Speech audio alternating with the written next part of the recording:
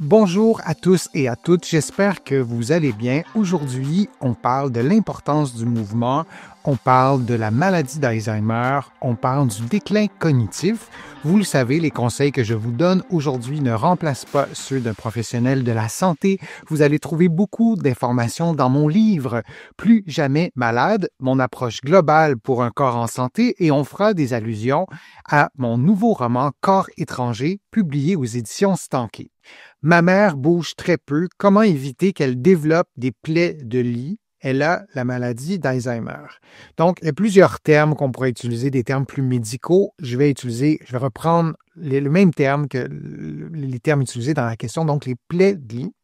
Donc, ces escarres, ces ulcères, cette peau qui sera parfois très profondément abîmée, parce que la personne ne bouge pas dans un contexte de maladie d'Alzheimer, surtout lorsque la maladie elle est très avancée, la personne va très peu ou pas du tout se mobiliser elle-même. Je vous ai parlé de mon roman Corps étranger. Je vais vous en reparler encore un petit peu parce que c'est aussi un souci de certains de mes personnages de préserver la qualité de la peau. Je voulais avoir des personnages d'un roman, c'est vraiment une fiction, qui vivent cette situation-là et euh, curieusement, le hasard est comme ça. Pendant que j'écrivais mon livre, j'accompagnais mon père qui était en fin de vie et je l'ai expérimenté avec certains patients. Je l'ai vu chez certains patients et je l'ai vu chez mon père, la rapidité à laquelle une plaie peut s'installer. Et lorsqu'on se mobilise difficilement, ça devient très difficile à traiter, à guérir, selon l'état de santé de la personne. Et ça a été le cas de mon père. Mon père, si je puis dire ça comme ça, je pense qu'il serait d'accord, aurait eu une belle fin de vie ces dernières semaines. On a essayé de l'accompagner du mieux qu'on a pu, mais il avait des énormes plaies qui le faisaient vraiment souffrir. Donc, c'est un thème qui me touche vraiment beaucoup, qui vous touche peut-être vous aussi. Et si j'arrive à vous sensibiliser sur l'importance de préserver la qualité de la peau, ben, j'aurai atteint mon objectif. Et j'espère que j'aurai répondu à la question de cet internaute, cette question qui m'a été posée et qui ressemble aussi à d'autres questions semblables sur la qualité de la peau.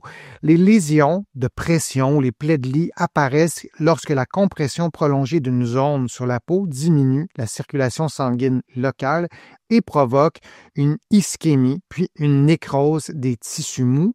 La peau, elle est innervée. Si on a toutes nos fonctions cognitives et toute notre sensibilité là, de la peau, on va bouger avant que la plaie s'installe, avant d'avoir une plaie de pression, on sera inconfortable.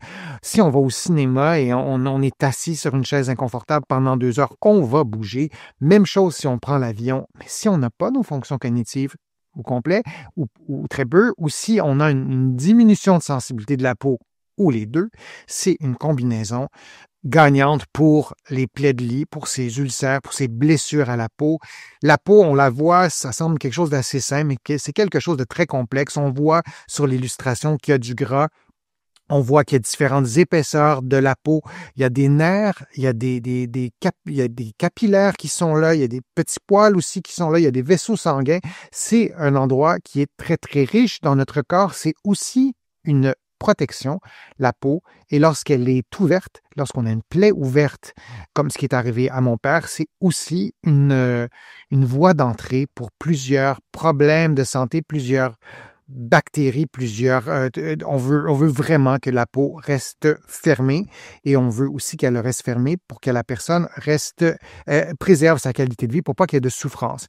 Chez les personnes atteintes d'Alzheimer, la diminution des changements de position et parfois une moindre perception de l'inconfort, comme je le disais, augmente le risque, surtout au niveau du sacrum, donc au niveau du bassin, des talons si la personne est couchée sur le dos, les trochantères, les os des hanches quand on est couché sur le côté et des omoplates. On oublie aussi cette région-là, mais on peut avoir des points de pression. Ce sont en général les os qui vont exercer une pression sur la peau et créer donc une pression, une diminution de circulation sanguine, une rougeur, de l'inflammation et finalement une plaie. Et selon notre état de santé, je vous parlais de mon père. Mon père avait une peau très, très mince, prenait des anticoagulants. Il avait une condition de santé qui faisait en sorte que sa vascularisation, elle n'était pas très, très, très, très bonne. Si vous êtes diabétique, si la personne est diabétique aussi, ça peut être un facteur de risque, disons.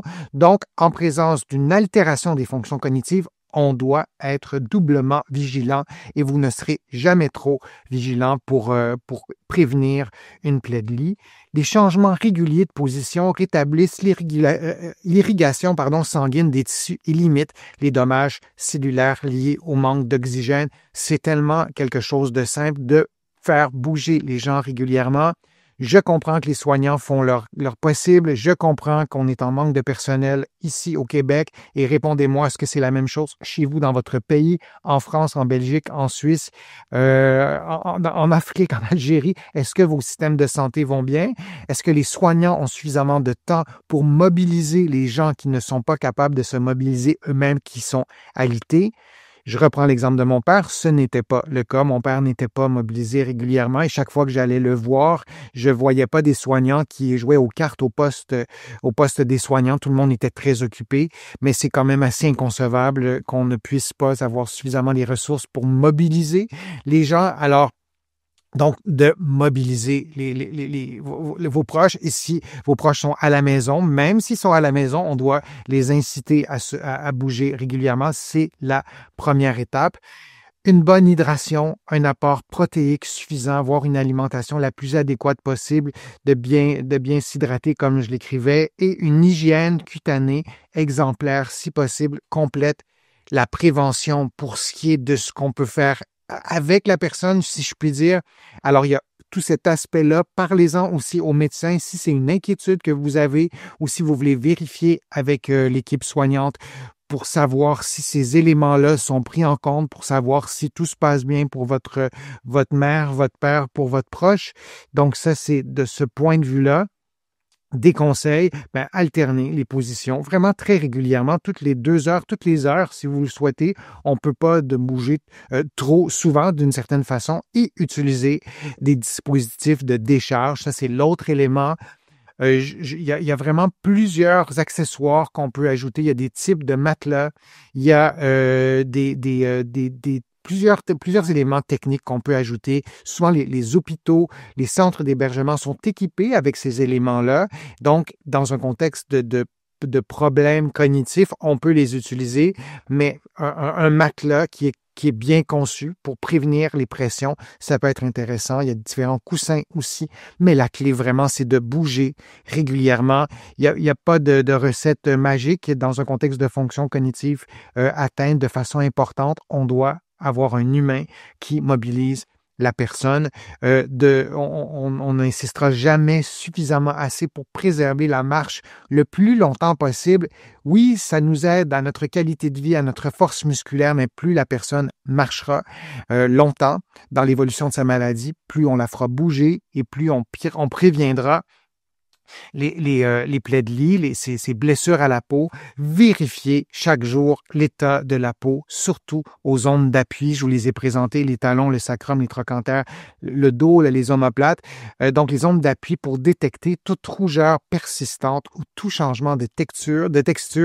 Les rougeurs, c'est parfois, ça commence souvent lentement. Ça peut progresser très rapidement, mais ça commence toujours par une rougeur, à moins qu'il y ait une blessure sur la peau pour d'autres raisons. Mais donc, soyez vraiment attentifs. Et lorsque vous voyez un début de rougeur, mentionnez-le aux soignants, mentionnez-le aux autres membres de la famille aussi pour aller revérifier. Moi, j'aime bien prendre une photo. Évidemment, avec le consentement de la personne. Si c'est votre proche, peut-être que le consentement sera déjà donné pour que vous vous occupiez de cette personne-là, de votre père et de votre mère, mais de prendre une photo de la rougeur et de la comparer le lendemain. Et si la rougeur a doublé en une journée, vous en reparlez à l'équipe soignante. Encore une fois, je pense que tout le monde est de bonne foi dans tout ça, mais les choses vont vite, on est occupé. Et lorsque la blessure, elle est installée, c'est beaucoup, beaucoup plus difficile et selon la condition de santé de la personne, parfois, ça sera impossible de souhaiter une guérison complète. C'est triste de le dire, mais c'est parfois ça. Des micro-mouvements circulatoires, disons, en position assise ou couchée, fléchir et étendre les chevilles plusieurs fois, de bouger, d'inciter la personne à bouger les pieds, soulever légèrement les fesses ou décaler le poids du corps pendant 5 secondes. Seulement de lever les fesses, déjà, ça stimule les muscles. C'est déjà intéressant pour la contraction musculaire, mais ça enlève le poids. Il y a une question de motivation, il y a une question de capacité de se souvenir de faire le mouvement, mais plus on commence tôt, plus on donne l'habitude à la personne de faire ces mouvements-là, peut-être on pourra prolonger les périodes où elle va le faire volontairement. À un certain moment dans l'avancée de la maladie, ça sera probablement plus possible, mais de faire des petits ronds, par exemple, avec les pieds, avec les bras, de bouger, même au lit, parfois c'est pas possible d'asseoir la personne aussi régulièrement qu'on le souhaiterait, mais de bouger aux heures ou aux 2 heures, ça c'est certain, mais faire des micro-mouvements avec certaines parties du corps, ça peut être intéressant. Et quand on veut prévenir les plaies de lit, ben, parfois, on a aussi des gens qui n'ont pas une altération cognitive majeure. Alors, on peut faire certains mouvements, de lever la jambe comme ça et de rebaisser la jambe, de faire des mouvements de jambe tendue, le genou tendu, et on alterne de l'autre côté. Oui, on peut faire ça, bien sûr, dans le lit. Alors, on enlève le poids sur le talon, on enlève le poids derrière la cuisse. C'est rare qu'il y ait des plaies derrière la cuisse, mais on préserve la force musculaire pour que la personne puisse se mobiliser elle-même. Dans un contexte de problèmes cognitifs, d'altération des fonctions cognitives, il y a des personnes qui vont sentir la pression, la douleur, l'inconfort et qui vont peut-être avoir le réflexe ou l'automatisme de se tourner, mais si elles n'ont pas la force pour lever les fesses, pour se mobiliser, elles ne pourront pas le faire et elles ne pourront peut-être pas l'exprimer aussi pour des raisons parfois purement cognitives. Alors, ce sont des enjeux complexes, mais l'exercice que je vous présente, c'est un exercice tout simple et un autre exercice que vous avez souvent vu sur ma chaîne, mais lorsqu'on veut prévenir les blessures à la peau, ben de lever les fesses, comme vous le voyez. Je le fais vraiment très haut, mais même si la personne ne lève pas les fesses complètement pour enlever totalement, perdre le contact avec le lit, par exemple, ben, d'enlever de la pression, ne serait-ce que 50%, ça peut faire une différence. Bien sûr, quand on lève les fesses, on déplace la pression vers les épaules, mais on ne le fait pas de façon permanente. On peut aussi garder les bras au lit. C'est vraiment pas une exigence d'avoir les bras levés, mais ça peut être intéressant pour stimuler la force. On fait une dizaine de mouvements, puis on prend une pause et on essaie de répéter régulièrement. S'il y a d'autres proches, d'autres membres de la famille, on peut se passer le mot, comme on dit, et encourager la personne à le faire. C'est pas simple de se motiver, même comme proche aidant, mais pour la personne aussi de faire ces exercices-là. D'un point de vue très personnel, moi, je suis pas parvenu, j'ai pas réussi à convaincre mon père à faire ces exercices régulièrement. Ça, il tentait pas. Il était pas motivé pour plein de raisons qui sont propres à lui-même. Et là, il s'agit pas de juger personne, mais peut-être qu'avec une stimulation commune de tous les proches aidants, des soignants pour le même mouvement, le même exercice, ça peut être peut-être une piste supplémentaire pour parvenir à encourager la personne à faire l'exercice. On peut aussi faire l'exercice de se relever de la position assise. On parle de plaie de lit, pour prendre ce terme-là, et donc le mot lit dans ce terme-là, mais on pourrait aussi parler de plaie de chaise, si je puis dire, et il y a des personnes qui vont développer des blessures importantes, majeures, souvent très profondes, parce qu'elles sont toujours en position assise et qu'elles ne bougent pas du tout. Parfois, il peut y avoir aussi de la maigreur associée, donc les os sont très proéminents. Le mobilier dans les centres d'hébergement, dans les hôpitaux, n'est parfois pas optimale, disons. Alors, on peut avoir quelqu'un de très maigre sur une chaise de bois et donc la pression va être plus grande, plus précise et la blessure à la peau peut apparaître assez rapidement. Alors, de faire des exercices de se lever de cette façon-là, j'ai beaucoup fait ça aussi avec mon père pour continuer dans cet exemple qui m'est très personnel, bien sûr, mais on arrivait à faire cet exercice-là. Mon père avait un équilibre diminué, mais de se relever de la chaise, ça ne mettait pas en jeu sa sécurité du tout. Donc, on le faisait le plus régulièrement possible. Ça lui faisait un peu du bien aussi, il le disait lui-même, de bouger un peu, mais de ne pas oublier que les plaies aussi, les blessures à la peau peuvent apparaître au niveau du bassin, disons, provoquées par les os du bassin, parce qu'on est toujours en position assise et on ne bougera pas.